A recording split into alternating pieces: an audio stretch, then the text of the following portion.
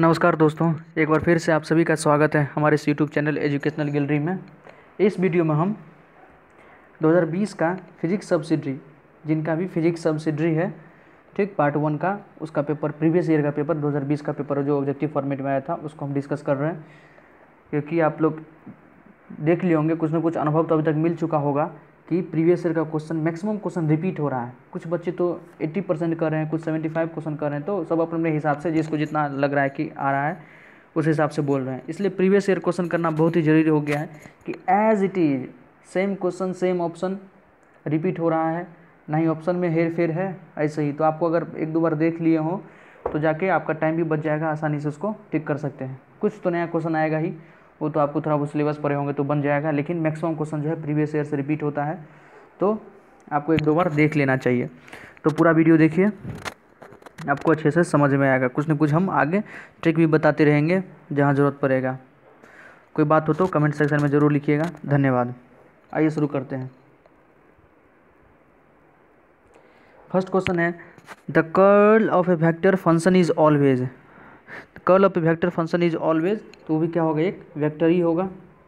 Second number है, the direction of A vector cross B cross C vector lies, कि A vector को का cross product किए हैं बी क्रॉस सी वेक्टर, तो उसका डायरेक्शन क्या होगा, तो इसका भी in the plane of A vector cross B vector, in the plane of A vector and B vector, A vector और बी वेक्टर के प्लेन में ही होगा। Next question third, the flux of A vector field emerging per unit small volume around a given point is called, करा है the flux of A vector field emerging per unit small volume around a given point is called divergence of A vector, इसको क्या कहेंगे, divergence of A vector. Next है, which of the following is always correct, कौन जो है हमेशा सही होगा। तो देखिए, a vector equals to b vector, ये जरूरी नहीं कि हमेशा सही हो। A vector minus b vector equal to b vector minus a vector, ये भी संभव नहीं है, लेकिन सी ऑप्शन सही है। ए वेक्टर डॉट प्रोडक्ट है, क्रॉस नहीं, A vector dot product B vector बराबर B vector dot product A vector. Okay, तो आंसर सी सही है। नेक्स्ट क्वेश्चन देखिए, two vectors are said to be collinear, कह रहा है दो वेक्टर को हम कोलिनियर कहेंगे इफ़, कब, जब थीटा बराबर वहाँ क्या हो, 0 हो या 180 डिग्री हो, थीटा क्या हो, 0 हो या पाई हो 180 डिग्री हो, तो उसको हम क्या कहेंगे, collinear. Inertial frame, inertial frame क्या होता है, तो inertial frame moves with uniform velocity. चारों ऑप्शन हमने पढ़ रहे हैं, जो सिर्फ आंसर है उसको हम पढ़ रहे हैं, क्योंकि अगर आना होगा तो एज इट इज जैसे ही टकरा जाएगा आप उसमें टिक कर सकते हैं। तो inertial frame move with uniform velocity. Next, earth को क्या माना गया है, earth is a, earth obviously inertial frame है, अर्थ क्या है तो एक इनर्शियल फ्रेम है। नेक्स्ट है, in Galilean transformations, Galilean transformation से क्या होता, तो space and time both are absolute, उनके अनुसार स्पेस एंड टाइम क्या है, दोनों एब्सोल्यूट है। नेक्स्ट देखते हैं, नेक्स्ट देखिए, सेंट्रीफ्यूगल फोर्स, सेंट्रीफ्यूगल पीटल नहीं, सेंट्रीफ्यूगल फोर्स क्या है तो एक फिक्सियस फोर्स है। 10 number, Michelson Morley experiment prove that, Michelson Morley experiment क्या प्रूव करता है, तो earth is a inertial frame, के अर्थ एक इनर्शियल फ्रेम है, इसके बारे में कौन प्रूव करता है, तो Michelson Morley experiment. Next 11th number देखिए, a metal block of density D moves with a speed of 0.6 C, मतलब 0.6 सी क्या है तो स्पीड ऑफ लाइट यहाँ पर, देन इट्स डेंसिटी, तब इसका डेंसिटी क्या होगा तो डिक्रीज करेगा। नेक्स्ट क्वेश्चन देखिए, द रिलेशन बिटवीन वाई के एंड नीटा, ये क्या है तो नीटा है या ईटा इसको कर सकते हैं, तो इस तीनों के बीच में रिलेशन क्या है तो 9 by Young modulus equal to 1 by K plus 3 by eta. 13 question देखिए, the value of Poisson's ratio sigma lies between, Poisson's ratio sigma का वैल्यू किस किस के बीच में लाइज करता है तो 0.5 से -1 के बीच में। नेक्स्ट है 14 number, a metallic beam is fixed at ends and a load is suspended in the middle, the depression of the beam is proportional to, कह रहा है एक मेटेलिक बीम फिक्स्ड है, कोई एंड पे, दो एंड पे फिक्स्ड है और एक लोड को इसको सस्पेंड कर दिया गया है मिडिल में, तो depression of the beam is proportional to, तो बीम में जो डिप्रेशन होगा वो किसके प्रोपोर्शनल होगा, 1/y Young modulus. Young modulus और परफेक्टली प्लास्टिक बॉडी इज, जो परफेक्टली प्लास्टिक बॉडी है उसका यंग मॉडुलस क्या होगा, बसली 0, परफेक्टली प्लास्टिक जो होगा उसका यंग मॉडुलस क्या होगा तो 0। कह रहा है if YS and Y are the Young modulus of steel and rubber respectively. YS मतलब Young modulus of steel and YR मतलब Young modulus of rubber. Then तो स्टील का जो यंग मॉडुलस होगा वो रबर से ज़्यादा होगा, ये ध्यान रखिएगा, स्टील का यंग मॉडुलस रबर से ज़्यादा होता है। इलास्टिसिटी जितना कम होगा यंग मॉडुलस उतना ज़्यादा होगा। Torsional rigidity of a rod is directly proportional to, torsional rigidity किसके डायरेक्टली प्रोपोर्शनल है तो रेडियस के स्क्वायर के। नेक्स्ट है the potential energy per unit volume of a stressed wire is, potential energy per unit volume को क्या कहते हैं energy density, potential energy per unit volume को क्या कहते हैं एनर्जी डेंसिटी। इसका फॉर्मूला क्या होता है तो half into stress into strain, B answer उसका। 90 नंबर देखिए the unit of surface tension is given by, surface tension का यूनिट क्या है तो newton per metre. Surface tension arises due to, surface tension क्यों एराइज होता है तो कोहेसिव फोर्स बिटवीन मॉलिक्यूल, दो मॉलिक्यूल के बीच में जो कोहेसिव फोर्स होता है उसके कारण ही सरफेस टेंशन की उत्पत्ति होती है। नेक्स्ट देखते हैं, नेक्स्ट क्वेश्चन देखिए a liquid does not wet the surface of a solid if the angle of contact is, कह रहा है कोई लिक्विड किसी सरफेस को वेट नहीं कर सकती, भिगो नहीं सकती है, कब तक जब उसके बीच में एंगल कितना हो तो ग्रेटर देन 90 डिग्री, अगर 90 डिग्री का एंगल ज़्यादा होगा तो वो वेट नहीं कर सकती है, वेट मतलब भिगाना। When two tubes of different diameter are dipped vertically then rise to liquid is, कह रहा है when two tubes of different diameter, दो ट्यूब है आपके पास अलग अलग डायमीटर का है, आर डिप्ड वर्टिकली, दोनों को वर्टिकली उसको डिप्ड किया गया है, उसमें लिक्विड में डाल दिया गया है, तो किस में लिक्विड ज़्यादा राइज करेगा, more in tube of smaller diameter, obviously जिसका डायमीटर कम होगा उसमें लिक्विड ज़्यादा राइज करेगा, जिसका डायमीटर ज़्यादा है तो वो सरफेस भी थोड़ा चौड़ा होगा तो उसके अंदर डायमीटर, उसके अंदर जो लिक्विड राइज कम करेगा, ये तो कॉमन सेंस का भी क्वेश्चन है। 23rd when the temperature increases then the angle of contact of liquid, करा है जब टेम्परेचर इंक्रीज करेगा तो एंगल ऑफ कॉन्टैक्ट क्या होगा डिक्रीज करेगा। नेक्स्ट है a soap bubble of radius R is formed in air, the excess pressure inside the soap bubble is, तो 4T/R, एक्सेस प्रेशर का फॉर्मूला है 4T/R। 25 देखिए a waterproofing agent changes the angle of contact, कर waterproofing agent angle of contact को कितना change कर देता है तो एक्यूट से obtuse, from acute angle to obtuse value. 26 flight of an aeroplane works on, कर रहा है एरोप्लेन जो उड़ता है उसका फ्लाइट किस पे, किस प्रिंसिपल पर वर्क करता है तो बर्नौली थ्योरम, किस पे Bernoulli theorem. Next an ideal fluid is one which, कर रहा है आइडियल फ्लूइड किसको कहेंगे जो कि क्या होगा इनकॉम्प्रेसिबल एंड नॉन विक्सस, इनकॉम्प्रेसिबल हो और नॉन विक्सस हो। 28 rain drops fall near the surface of earth with, कह रहा है सरफेस ऑफ अर्थ पे जो रेन ड्रॉप्स पानी की बरसात की बूंद गिरती है वो किस वेलोसिटी से तो टर्मिनल वेलोसिटी से, with terminal velocity. Unit of coefficient of viscosity is, coefficient of viscosity की यूनिट क्या होती तो KG metre inverse second inverse. 30 है an iron needles float on the surface of water, an iron needles float on the surface water, this phenomenon is attributed due to, कह रहा कोई iron needle surface water पर float कर रहा है, उसको तो ऐसे फ्लोट नहीं करना चाहिए लेकिन फिर भी फ्लोट कर रहा है तो किसके कारण तो सरफेस टेंशन के कारण, पृष्ठीय तनाव। 31 देखिए the amplitude of a damped harmonic oscillator, जो डैम्ड हार्मोनिक ऑसिलेटर है उसका एम्पलीट्यूड क्या करता है तो डिक्रीज लीनियरली डिक्रीज करता है। 32 the ratio of maximum acceleration to the maximum velocity of a particle executing SHM is equal to W, omega के इक्वल होगा। When a particle is oscillating simple harmonically its kinetic energy varies periodically if the frequency of the particle is n, the frequency of kinetic energy is 2n, क्या हो कितना होगा 2n होगा, ये थोड़ा बहुत कैलकुलेशन है आप कर सकते हैं। नेक्स्ट देखते हैं 34 नंबर देखिए व्हाट कॉजेज रिवर्बरेशन, रिवर्बरेशन किसके कारण होता है तो रिफ्लेक्शन ऑफ साउंड, साउंड जो द्वारा लौट के आता है उसके कारण रिवर्बरेशन होता है। Sound wave in air can not be polarised because, कराइज एयर में साउंड वेव को पोलराइज नहीं किया जा सकता क्योंकि साउंड वेव क्या होता है लॉन्गिट्यूडिनल होता है, sound waves are longitudinal. If the intensity ratio of two waves is 4:1 then the ratio of their amplitude is, कर इंटेंसिटी का रेशियो 4:1 है तो एम्पलीट्यूड का रेशियो क्या होगा 2:1। पता होगा इंटेंसिटी एम्पलीट्यूड का क्या होता है, intensity is directly proportional to amplitude का स्क्वायर, तो एम्पलीट्यूड क्या होगा रूट अंडर इंटेंसिटी, सिंपल। 37 देखिए in stationary wave the distance between two consecutive nodes और एंटी नोड इज, कर स्टेशनरी वेव में दो distance between two consecutive nodes और एंटी नोड, दो कंजिक्यूटिव लगातार नोड और एंटी नोड के बीच की दूरी क्या होती है तो होती है λ/2। 38 energy is not transferred by, energy किसके थ्रू हम ट्रांसफर नहीं कर सकते, तो स्टेशनरी वेव के थ्रू हम एनर्जी ट्रांसफर नहीं कर सकते हैं। नेक्स्ट है the factor that helps to recognise a person by the voice is, कराए वॉइस में ऐसा क्या चीज़ होता है जिससे हम किसी भी पर्सन के वॉइस को हम रिकॉग्नाइज कर सकते हैं, पहचान सकते हैं, तो वो पिच होता है। ऑब्वियसली क्या होता है, पिच होता है। फीमेल का हाई पिच होता है, मेल का पिच थोड़ा कम होता है, लाउडनेस मेल का ज़्यादा होता है, मच्छर का और फीमेल का पिच ज़्यादा होता है, ध्यान रखिएगा। लाउडनेस शेर का और आदमी का लाउडनेस ज़्यादा होता है। नेक्स्ट है if E is mean energy and tau is relaxation time then power dissipation of damped oscillator is E/T। Power dissipation क्या होगा, था E/टॉ।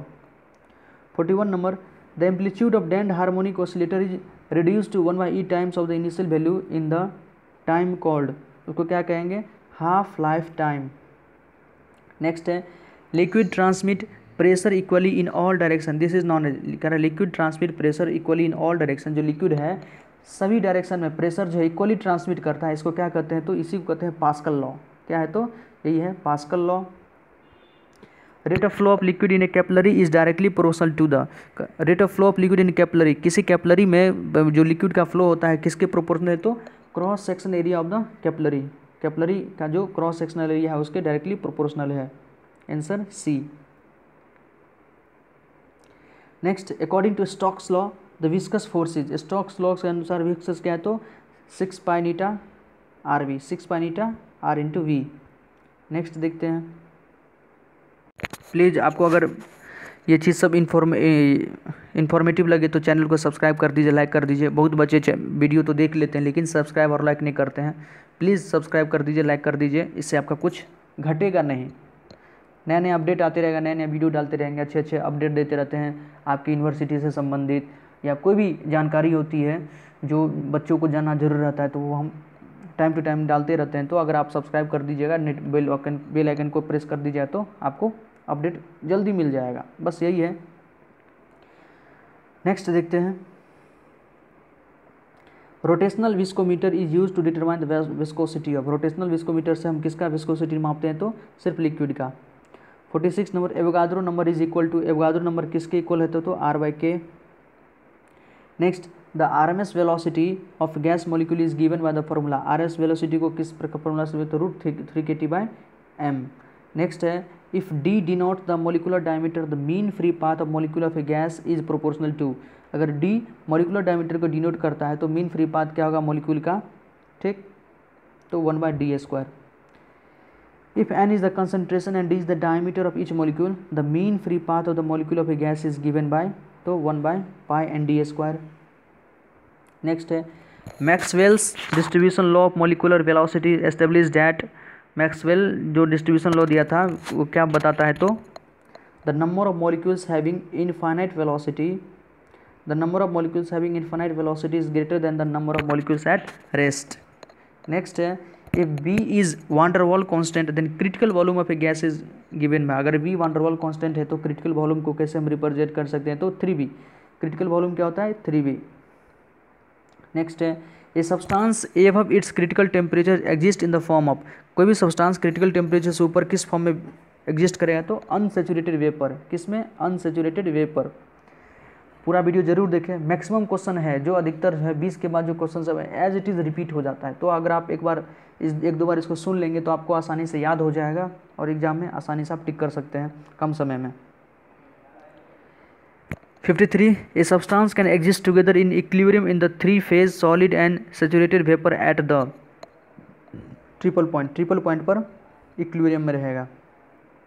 The unit of van der Waals constant a is, van der Waals constant ए का unit क्या है, तो Newton metre. 55 है if V is the volume of each molecule then the volume unavailable per molecule of a gas to the molecule it is 8V, कितना, 8V, answer D है। Next देखते हैं। Next देखिए 56 Joule Thomson effect is, Joule Thomson effect क्या है, तो reversible है। Joule Thomson effect एक रिवर्सिबल इफेक्ट है।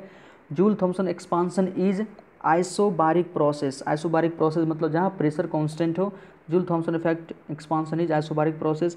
Zeroth law of thermodynamics gives the concept of, zero thermodynamics का जो जीरो लॉ है क्या किसके बारे में बताता है, तो टेम्परेचर के बारे में बताता है।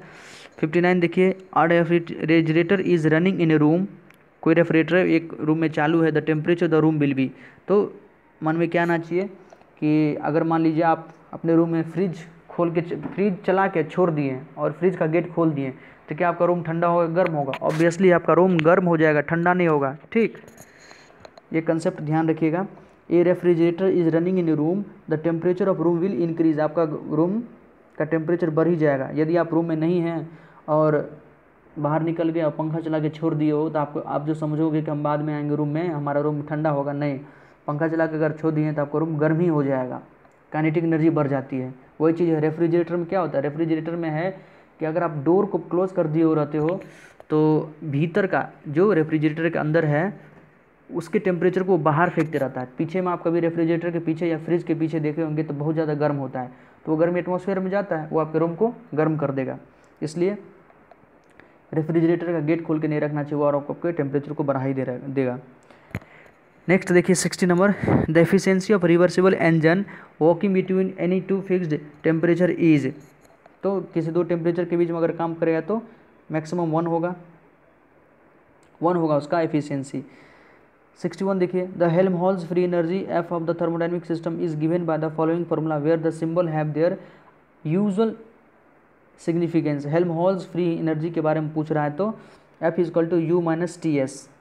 62 देखिए, the enthalpy of a substance is, किसी भी सब्सटेंस का एंथैल्पी क्या होता है, तो U plus P V. Next, the first law of thermodynamics give the concept of, first law of thermodynamics क्या बताता है, तो इंटरनल एनर्जी के बारे में बताता है। जीरोथ लॉ क्या बताता है, टेम्परेचर के बारे में बताता है। ये सब क्वेश्चन बहुत ही इंपॉर्टेंट क्वेश्चन है, आपको ध्यान रखना चाहिए। Maxwell thermodynamic relation can be deduced by using, Maxwell का जो थर्मोडायनेमिक रिलेशन है वो किसके थ्रू हम बता सकते हैं, तो both the first and the second law of thermodynamics. Next 65, the change in the entropy of thermodynamic system is zero in, entropy का चेंज जीरो होगा किस थर्मोडायनेमिक सिस्टम में, तो जितना भी रिवर्सिबल प्रोसेस है वहाँ इंट्रोपी क्या हो सकता है, जीरो हो सकता है, all reversible process. Entropy of isolated system always increase in, isolated system का इंट्रोपी हमेशा बढ़ता है किस प्रोसेस में, एडियाबेटिक प्रोसेस में। नेक्स्ट है, entropy of the universe tends to, universe का इंट्रोपी क्या है, तो no specific value as it remains constant, कोई उसका स्पेसिफिक वैल्यू नहीं है, वो हमेशा कांस्टेंट है, रिमेन्स कांस्टेंट। नेक्स्ट देखते हैं, नेक्स्ट है the entropy of a system, किसी भी सिस्टम का एंट्रोपी क्या हो सकता है, remains constant during an adiabatic process, अगर एडियाबेटिक प्रोसेस तो इसका एंट्रोपी का क्या होगा, कांस्टेंट होगा।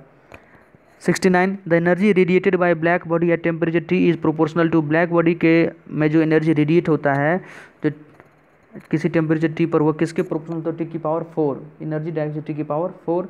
नेक्स्ट है, if the temperature of a black body is raised from 27 degrees Celsius to 327 degrees Celsius, the radiation emitted becomes, obviously 27 से अगर 327 हो गया तो रेडिएशन 4 टाइम्स हो जाएगा। 71 देखिए, radiation pressure P and energy density U is related by, radiation pressure P और energy density को कैसे रिलेटेड है, तो P equal to U, energy equal to density. What Wien's displacement law is expressed by the following equation, Wien's displacement law को किस following मतलब relation से हम कर सकते हैं, तो lambda T, lambda into root T, lambda into root T equal to constant, यही है Wien's displacement law, lambda M into root T equal to constant Wien's law. State of the unit of Stefan constant is, Stefan constant का unit क्या है, तो joule, specific heat inverse, mole inverse K की power -4। 74, the radiations inside a cavity behave like a perfect gas of adiabatic exponent y is equal to 3/4। n type semiconductor is, जो n type semiconductor है क्या, तो negatively और positively charge depending upon the amount of impurity. Next 76, resistivity of semiconductor depends on, किसी भी semiconductor का resistivity किस पे डिपेंड करता है, तो atomic nature of semiconductor. 77, on increasing the reverse biased voltage to a large value of a p-n junction diode current, तो decreases slowly, क्या होगा, स्लोली डिक्रीज करेगा। नेक्स्ट देखते हैं, नेक्स्ट 78 देखिए, which of the following is not a positional number system. इसमें से कौन एक पोजिशनल नंबर सिस्टम नहीं, तो Roman number system is not a positional number system. 79 binary equivalent of the decimal number 10 is. Binary equivalent decimal number 10 के कौन relevant है, तो 1010। A computer language that is written in binary codes only is, तो होता है machine language. Next है the unit hexa decimal representation of 1110 is 15। Next which of the following is decimal equivalence of binary equivalent 10101, तो 21। ये binary language से संबंधित है। Which of the following is not a binary number, इसमें से कौन एक बाइनरी नंबर नहीं है, तो 11E कोई बाइनरी नंबर नहीं है। Next name the number system which use alphabet as well as numericals. कह रहा कौन सा नंबर सिस्टम है जो अल्फ़ाबेट और न्यूमेरिकल दोनों का यूज़ करता है, तो हेक्साडेसिमल नंबर सिस्टम। नेक्स्ट देखिए 85 number, which of the following statement is correct. इसमें कौन सा स्टेटमेंट करेक्ट है, तो 1 KB equal to 1024 bytes. 1 KB equal to 1024 byte, everybody's knows. और 1 GB 1024 MB जैसे होता है, 1024 बाइट मिलकर बनाता है 1 MB, और 1024 MB मिलकर 1 GB बनाता है।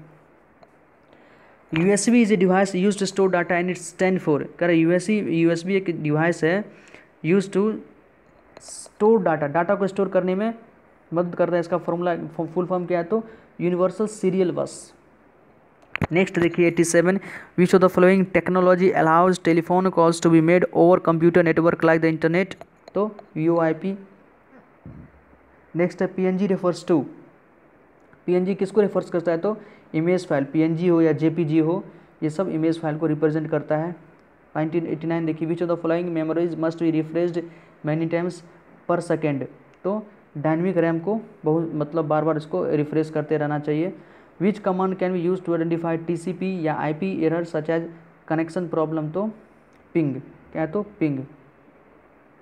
तो 90 क्वेश्चन था, 90 क्वेश्चन हमने डिस्कस कर दिया। आपको वीडियो कैसा लगा कमेंट में ज़रूर बताएं। अगर किसी का आंसर हो सकता है कि कुछ नीचे ऊपर हो, तो प्लीज़ उसको भी आप कमेंट में लिख सकते हैं, हम उसको बाद में वेरीफाई करेंगे। क्योंकि गलतियाँ तो मनुष्य से होती ही हो सकता है कुछ गलती हो गया हो, कुछ मिस्टेक्स हो गया हो, तो आप ज़रूर बता सकते हैं, कमेंट्स में लिख सकते हैं। अगर अच्छा लगे तो वीडियो को लाइक कीजिए, सब्सक्राइब कीजिए और अपने दोस्तों को भी बताइए। धन्यवाद।